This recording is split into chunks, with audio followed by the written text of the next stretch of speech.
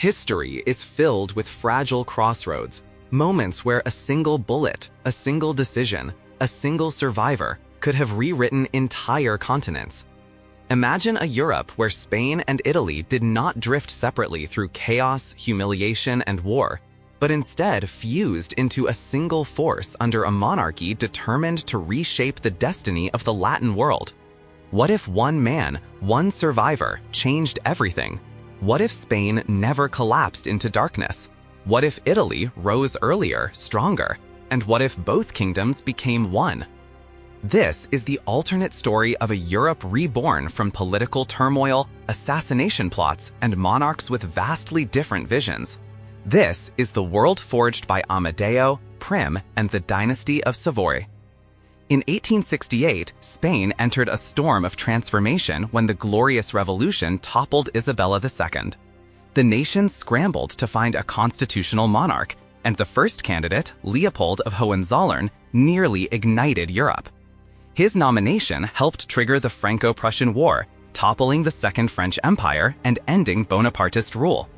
Eventually, the Spanish crown settled on Amadeo, Duke of Aosta of the House of Savoy. His reign began in November 1870 and, fraught with turmoil, collapsed by February 1873, sending him back to Italy. The Bourbons reclaimed the throne under Alfonso XII, but Spain was a shadow of its old power. Its humiliation deepened after the Spanish-American War, while political disorder spiraled toward the Civil War. Italy, too, struggled, bloodied by the Great War and falling short of the grand dreams that once fueled its unification. Yet in this alternate timeline, history bends the moment when Juan Prim, Amadeo's indispensable prime minister, survives the real-world assassination attempt of 1870. Prim becomes the hinge upon which everything changes. Prim, a liberal and a leading figure of the Progressive Party, championed secularism, expanded democratic participation, and had once supported Isabella against the Carlists. Spain's gradual secular shift had already led to the confiscation of church lands, sold off to liberal elites who built a parliament grounded firmly in anti-clerical values. Industry surged, railways spread, but the historic regional laws of Catalonia, Aragon, the Basque Country, and Navarre were swept aside by orders from Madrid. With Prim alive and unwavering, Amadeo gained the political backbone he needed to reform the monarchy and secure his throne. Back in Italy, events unfolded similarly to our world, yet after Rome fell in 1870, Victor Emmanuel II made the unusual decision to introduce Latin as an official governmental language. Italy's dialects were practically separate languages, so Latin found limited use, mostly in formal declarations and among elites, but it never penetrated the peasant classes. Amadeo's rule faced an immediate trial: the Carlists. This deeply traditional movement backed the line descending from Don Carlos, Count of Molina, rather than Isabella II. Strong in devout rural regions, they despised the growing liberalism in Madrid and viewed Amadeo, a foreigner, as an insult to Spain's heritage. In 1871, their leader, Carlos VII, launched the Third Carlist War. Fighting concentrated in the northern mountains, where guerrilla tactics dominated. But history diverges sharply here. On May 4, 1872, 1,000 government soldiers defeated a much larger Carlist force at the Battle of Oro, killing Carlos VII himself. Leaderless, and with the next heir, Infante Jaime, only 2 years old, the Carlists crumbled. The war ended abruptly, sparing Spain a long, exhausting conflict and granting Amadeo precious time to reshape the kingdom. The Constitution of 1869 was fully enacted. Freedom of religion at last became law, alongside universal male suffrage. Freedoms of the press, assembly, and association followed. Cuba, bleeding Spanish finances since 1868, was sold to the United States for $30 million, a desperate but profitable escape. Puerto Rico and the Philippines stayed under Spanish rule. Much of the American money was funneled into infrastructure, accelerating reforms, while investment in the Philippines strengthened Spanish control even as local nationalism simmered. Meanwhile, Italy adopted a more assertive colonial posture. During the Russo-Turkish War of 1877, rather than sending missionaries, Italy invaded Tunisia with the diplomatic blessing of Germany and Austria. a force of 29,000 men conquered the region from the Ottomans. This became Italy's first significant military success since unification, boosting national pride, but angering France and especially Britain, which feared a rising Italian presence in the Mediterranean. Events in East Africa took another turn. During the Italo-Ethiopian conflict of 1895, Italy, aided modestly by Spain, crushed Abyssinian forces. Ethiopia became an Italian protectorate, absorbing Somalia, while Spain acquired northern Eritrea, creating a strategic link between the Philippines and the Spanish mainland through expanded Pacific trade routes. Amadeo died young on January 18, 1890, at only 44. His legacy was remarkable, and liberals smoothly passed the Spanish crown to his 21-year-old son Emmanuel Filiberto. But Filiberto was nothing like his father. Absolutist, militaristic, and fiercely Catholic, he immediately sought to rebuild ties with conservative and Carlist factions. He married Blanca de Bourbon, daughter of Carlos VII, healing old dynastic wounds. He kept the modernizing economic policies of his father, but purged Amadeo's military leadership, slowly reintroducing conservative influence. Parliament bent increasingly to Filiberto's will, blocking secular reforms and restoring church power. Then came the shock of 1900. On July 29th, King Umberto I of Italy was assassinated by anarchist Gaetano Bresci. Umberto had been a committed imperialist, loyal to Germany and Austria through the Triple Alliance. With no surviving heir, Victor Emmanuel III having died young, Italy faced a dynastic crossroads.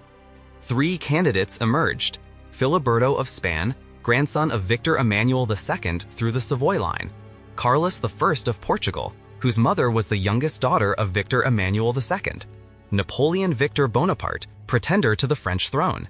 The Italian cabinet overwhelmingly backed Filiberto, seeing him as the ideal figure to create a powerful Prussian-style monarchy.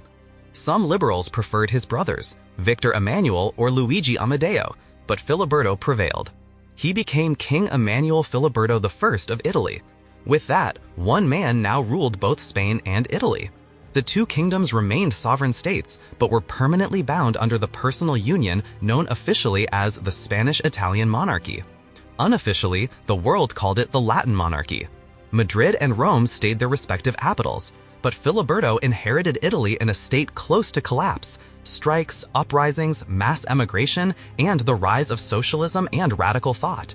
Unlike Victor Emmanuel III in real history, Filiberto refused compromise. He centralized power ruthlessly, crushed revolts, and imprisoned or executed socialist, anarchist, and communist leaders. His actions justified, in his mind, by the assassination of Umberto. As a devout Catholic, Filiberto viewed the papacy as the linchpin for stabilizing both realms. He entered negotiations with Pope Pius X, who by then had long abandoned hopes of restoring the papal states and instead focused on protecting the church in a modernizing, secularizing world. Unlike Victor Emmanuel III in real history, Filiberto refused compromise. He centralized power ruthlessly, crushed revolts, and imprisoned or executed socialist, anarchist, and communist leaders. His actions justified, in his mind, by the assassination of Umberto. As a devout Catholic, Filiberto viewed the papacy as the linchpin for stabilizing both realms. He entered negotiations with Pope Pius X, who by then had long abandoned hopes of restoring the papal states and instead focused on protecting the church in a modernizing, secularizing world. Pius X stood as one of the most rigid traditionalists of his age.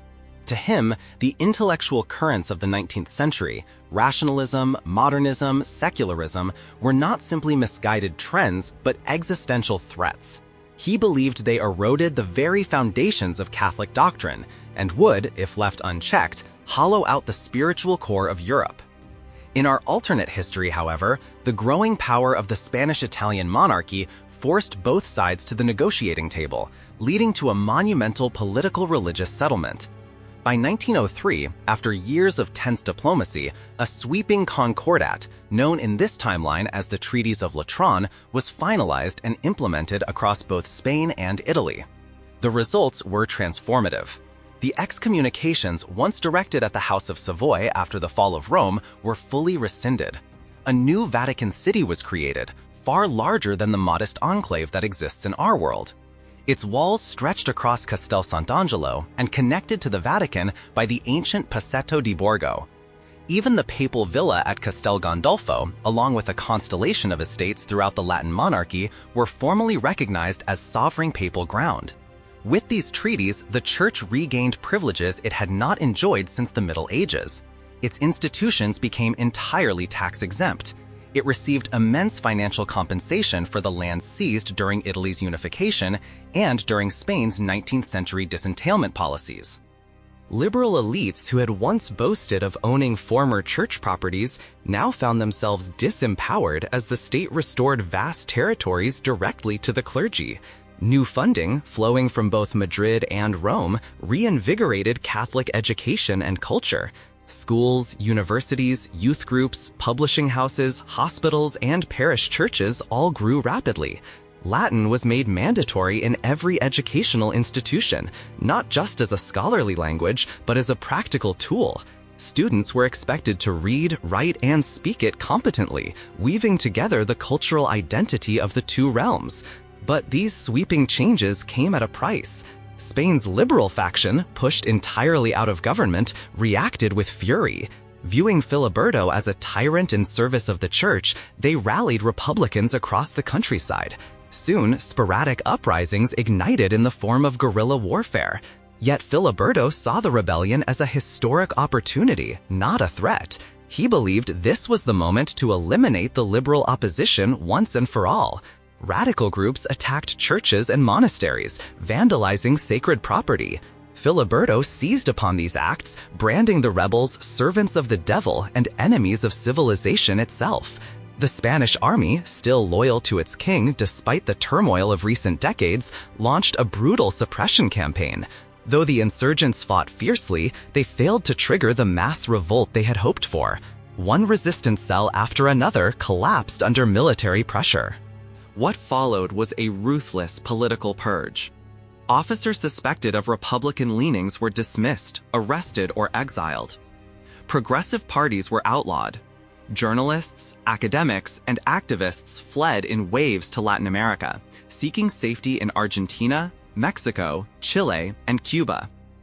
The constitutions of 1812 and 1869, once celebrated as milestones of Spanish liberalism, were abolished entirely. In their place, Filiberto imposed a new charter that aligned Spain's political structure with the authoritarian model he already wielded in Italy.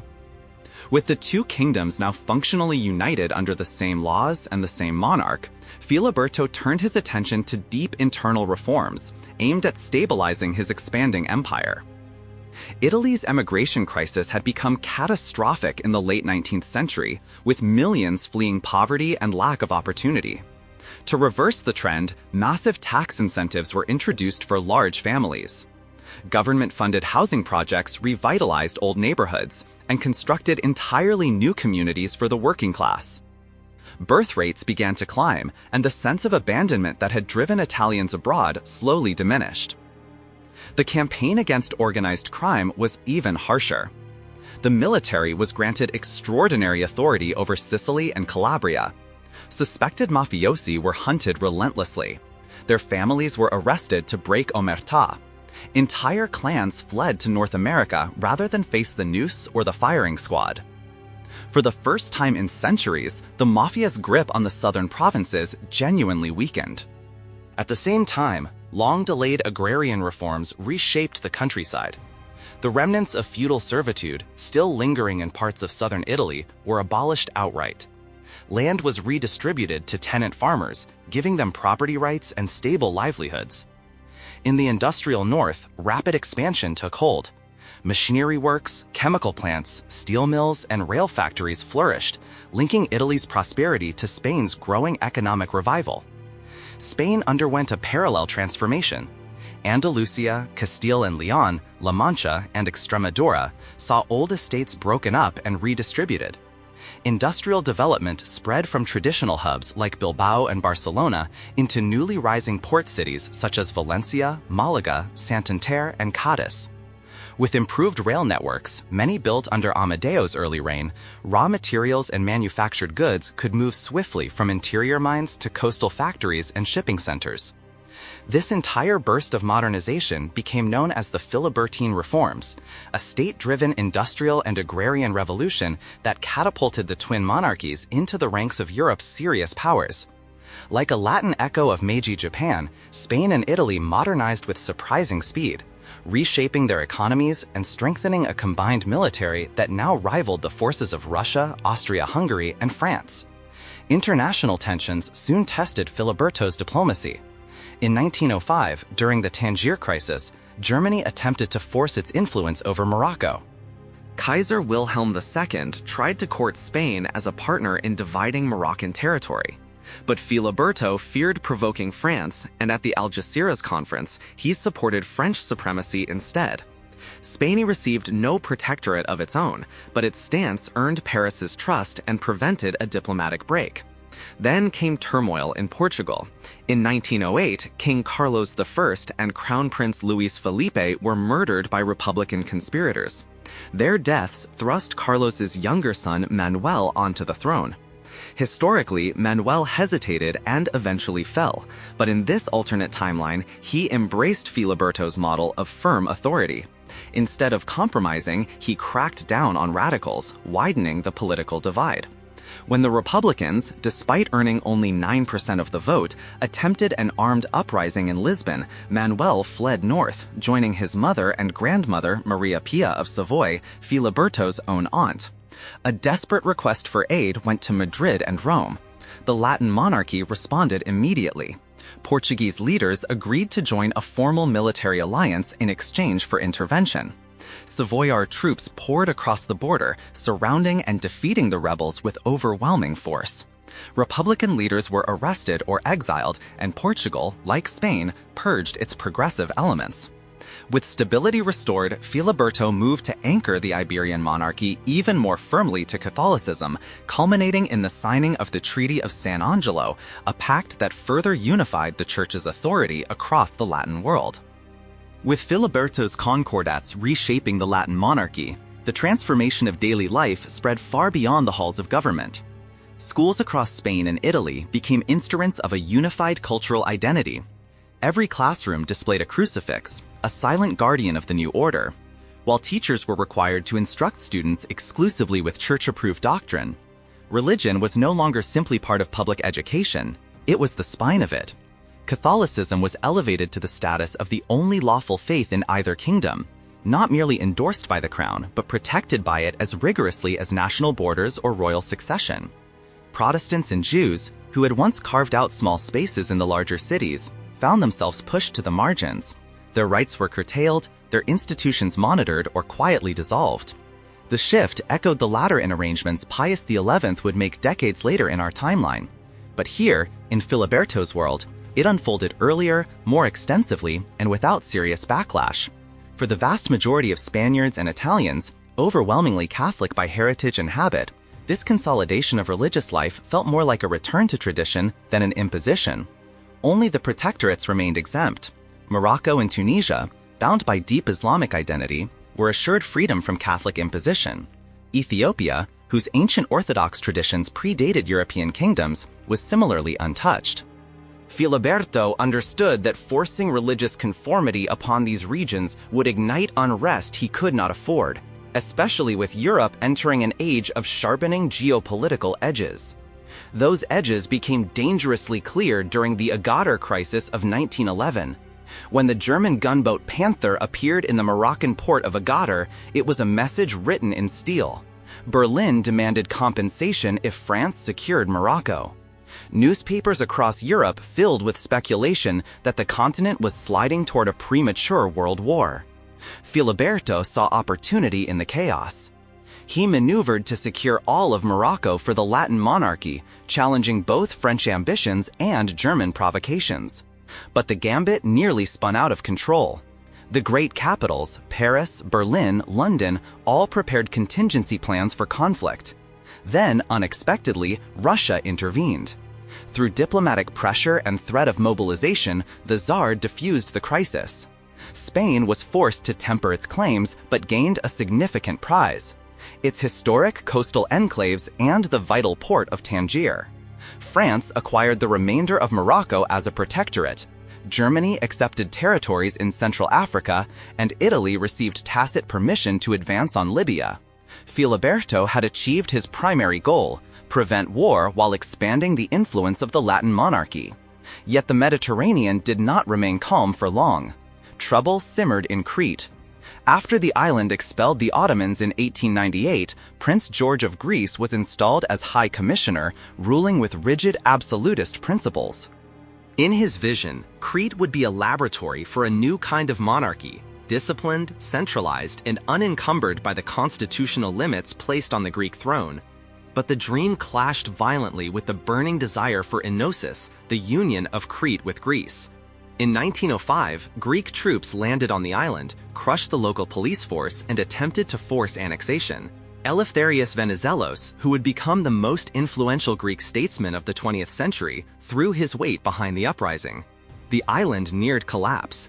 Desperate, isolated, and mistrustful of both Athens and Constantinople, Prince George called upon the one monarch he saw as his ideological equal, Filiberto.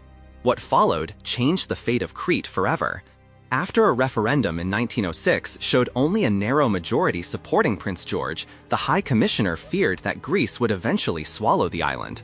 A secret pact was forged between Italy and Russia. In the event of a future war against the Ottomans, Constantinople would fall under Russian dominance, either annexed outright or forced into protectorate status, while Crete would be secured firmly within Italy's orbit. With Russia's blessing, Filiberto moved. Italian troops landed on Crete under the guise of stabilizing the balance of power. Venizelos was arrested for treason. Greek influence was purged from the island. To solidify legitimacy, Prince George married into the House of Savoy, entwining Cretan and Italian destiny. The island's centuries-long gravitation toward Greece was halted permanently. With Crete stabilized, Italy turned toward a grander ambition: Libya. For years, Italian press had painted the region as a land of unclaimed wealth, fertile plains, mineral deposits, untapped aquifers. Filiberto saw in Libya not just resources, but prestige. A successful colonial conquest would demonstrate the Latin monarchy's power and place Italy on equal footing with the other major empires. Backed by France and Russia, and met with only mild objections from Britain and Germany, an ultimatum was sent to the Ottomans. Austria-Hungary tried desperately to mediate, proposing a system where Libya would remain Ottoman territory in name but fall under Italian administration, much like British-controlled Egypt.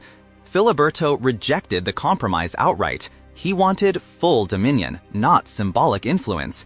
In 1911, the Italian invasion began. Public enthusiasm exploded. The war was portrayed as a glorious national mission. Italy seized the coastal cities swiftly, but faltered inland. Scorching desert terrain, tribal resistance, and logistical nightmares bogged down the campaign. To break the deadlock, Italy sent its navy into the Aegean, capturing the Dodecanese Islands and even bombarding Ottoman positions in the Dardanelles. Austria-Hungary watched this with dread. The Balkans were already a powder keg, and Italy's aggression threatened to ignite an even larger conflict.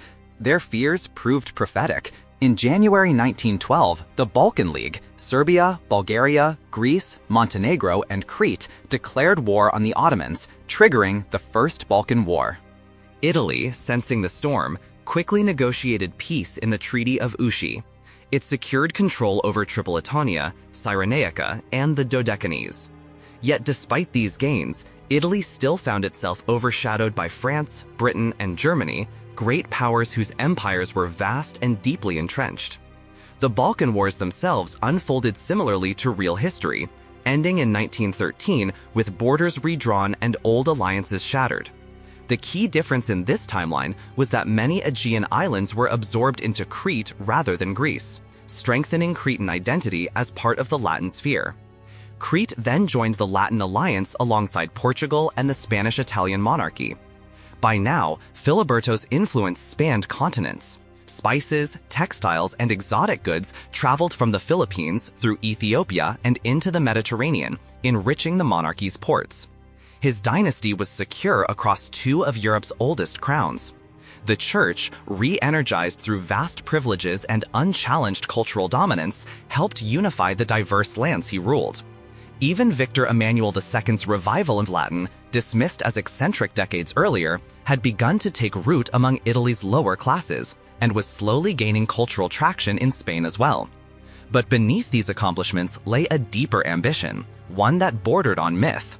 Filiberto dreamed of resurrecting the Roman world, not symbolically, but politically. He believed the Latin monarchy could reclaim the mantle of empire long lost to history. And then, on June 28, 1914, a spark in Sarajevo set Europe ablaze. Archduke Franz Ferdinand was assassinated by a Bosnian Serb nationalist. Austria-Hungary roared for retribution. Alliances rattled into motion. The shadow of a continental war darkened the horizon. For Filiberto, this was the decisive moment. Every diplomatic relationship, every colonial gain, every treaty with the Church, all of it had led to this crossroads. Would he stand with the Triple Alliance, honoring his obligations to Germany and Austria-Hungary, or would he shift toward France, Britain, and his Orthodox ally Russia, seizing his chance to carve a new Roman Empire from the Ottoman corpse and the chaos of a world at war? One decision would determine the fate of Europe, and the path Filiberto chose would echo for centuries.